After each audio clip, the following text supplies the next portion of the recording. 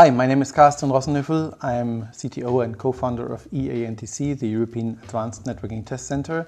We are one of the i14y Lab consortium members, and our work in the consortium has focused around automating the O-RAN test bed that we have in the i14y Lab, and particularly with a full focus to master realistic conformance, interop and benchmark testing of disaggregated mobile networks. So let me introduce you to the Lab as a Service concept, which we have introduced in the project together with the consortium partners. In this Lab as a Service concept, the idea is to offer the lab infrastructure to customers as much as possible in an automated and self-service way. So first, the user should be able to configure the test bed, to start the tests, to stop the tests and get reports in an automated way.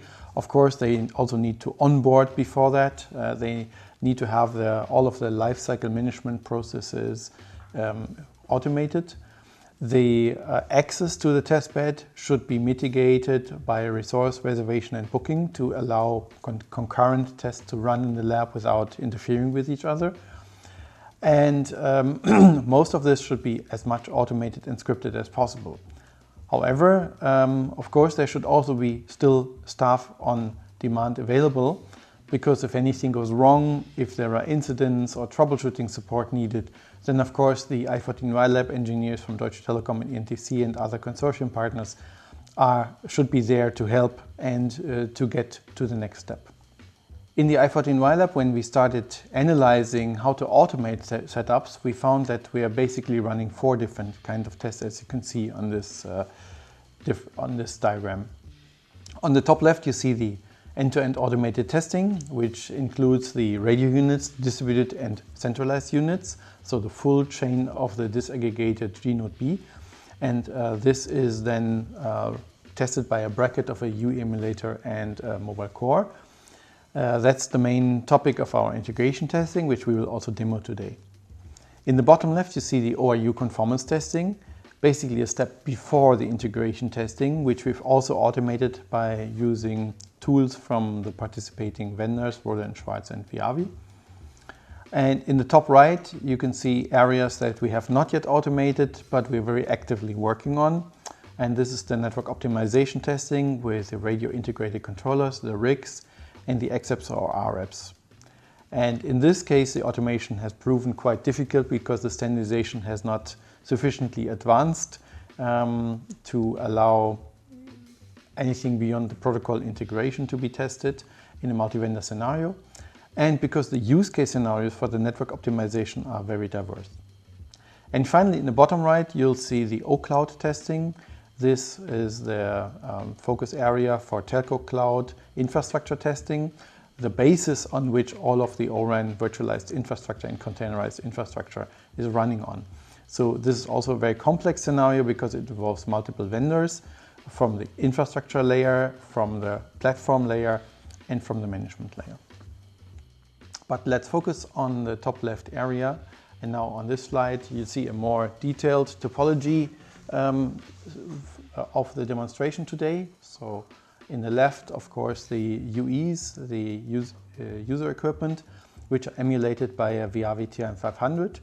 And the Viavi TM500 is a professional test tool that can emulate up to hundreds of these UEs and not only run them in a static fashion, but also move them around without the need to do any additional attenuation or physical movement of the UE. So it's possible to also test mobility, handover, security, any kinds of things with the TM500.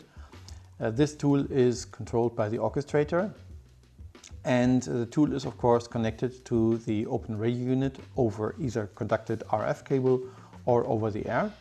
And then behind the radio unit there is a fronthaul switch, the DU/CU implementation, and the 5G core, which can be part of the test environment or can be part of the system under test. And finally, on the right-hand side, there's the data acquisition, which terminates the emulated sessions from the UEs. So for example, if UEs want to transfer data, they emulate a web client, a browser, and then on the right-hand side of this diagram, there would be the emulated web server so that the traffic is running end-to-end. The ENTC orchestrator itself is just software installed on a virtual machine, and it's mostly based on open source the robot framework. Additionally, beyond just controlling the devices shown here, we also control auxiliary devices which are not shown. For example, an RF switch, which allows automated switching between different scenarios in the i14y lab. We control an optical cross-connect, which allows automatic switching between RUs and DUs, CUs. And we also operate attenuators and PDUs like power switches. So the test plan we're looking at today is the so-called TIFG end-to-end test plan. It has been standardized by the ORAN Alliance. TIFG stands for Testing and Integration Focus Group. And this focus group has defined a comprehensive test plan, which is also used for the ORAN Alliance end-to-end certification. It has three areas: functional testing, performance testing, and security testing. In the first group, which we're going to demonstrate for the sake of simplicity today and not to take too much time from you in this video, there's just a registration and deregistration of UEs, and that's the entry-level test to validate that the end-to-end scenario is working properly. And then the performance test focus on downlink and uplink throughput in different radio conditions. They focus on the link budget and on the cell capacity. These test cases particularly benefit from the TM500's capability to emulate multiple UEs swiftly. So for the cell capacity, of course, it can be reached best if we have multiple UEs running. And finally, the security assurance specification tests are very important because the security of the radio interface is of major interest for operators. And 3GPP has standardized so-called SCAS tests, of which 17 are applicable for this scenario, and they are all automated as well. So if we look at what the report looks like, you'll see it has the ORAN Alliance logo. That's because it follows the official requirement for the badging and certification, and it includes all the static data about the device under test. It includes the test setup and configuration as we have configured it in the orchestrator before. It includes the test equipment and software versions of this. And finally, of course, it includes the test results. For the test results, the status of each test case can be pass, fail, inconclusive, or a mixture of those. If there are multiple test steps, for example, then maybe one test step could be passed and the other one could be failed, and that will create a partial pass in the end. Let me hand over to my colleague Ilya, who is going to walk you through the actual steps of the test planning and execution in the ENTC test orchestrator now. Hi, I'm Ilya. I'm a test engineer at ENTC, and I would like to introduce the test orchestrator to you. First thing you're going to see when you log in or start the application is the home screen, which has some basic information about what the test orchestrator does and what you can do with the test orchestrator. But more importantly, you can see which test cases we have. So as you can see, we have a bunch of test cases, all the ORAN specific end-to-end test cases, including performance, security and functionality. Now, if you would like to run those, you would obviously first need a testbed setup. So you would have to click on testbed and testbed setups, and here we could add a testbed.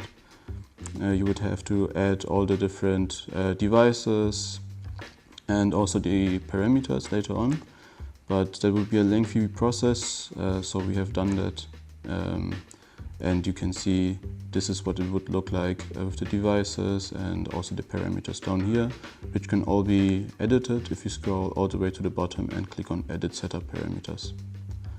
Once you have your setup ready, you could just click on Test Automation and Start Test Run. Click on the plus to add a new record, give it a name like Video Demo, and select the test cases which you would like to run. We could, for example, start with some security test cases like integrity protection of RRC signaling and ciphering of RRC signaling and even ciphering of user data between the UE and GNOP. Then you would here select your testbed setup, which is already selected for us. But if you have multiple testbed setups, you could choose out of them. Then you could theoretically schedule a test to let it run over your lunch break or overnight, so you don't have to worry about it and you know it's gonna run. Yeah, then all you need to do is click on Save, inspect the test you just created, the test run. Yeah, here you have some traffic configurations which you could change, but we're gonna leave everything on default for now. And yeah, when you scroll all the way to the bottom, you can just click on Start Test and confirm. And after a few seconds, you would be able to see that the test run has started. Yeah, so now the test is preparing, so it's doing all the initialization and checking if all the devices are available. And then after some time, maybe around a minute, the run status would change from preparing to running. So now after that, all the 3 test cases will run, and you would be able to see the results here if you click on List Results. But since no test has started yet, due to the status being preparing, you can't see anything yet. But after each test case, even before the whole test run is finished, you would be able to see the results, the verdict, if it's passed or failed, and why. And yeah, if everything is finished, you can scroll all the way down to the bottom again, click on Save Report, and then you would get the report which Carsten has already told you about. So what are the benefits of the test automation? I hope we have been able to show you how efficiently it's possible to run through complex test setups in multi-vendor scenarios using the automated tests in the i14y lab. And the lab operation has really become much more efficient through that. We can also run many more tests in parallel. Now the lab is scaling. We are seeing more and more vendors and end-to-end setups being installed in the lab as test benches. And of course, it's impossible to be able to switch back and forth between them efficiently. One of the major goals for the i14y lab and for ENTC is also to reduce the entry barrier for small companies, for startups, for the market of disaggregated solutions building now. And automated testing really helps greatly to achieve this goal. And finally, of course, the test automation that we have created is vendor independent and tool independent. We can plug in any tool best of breed that we think makes sense to include.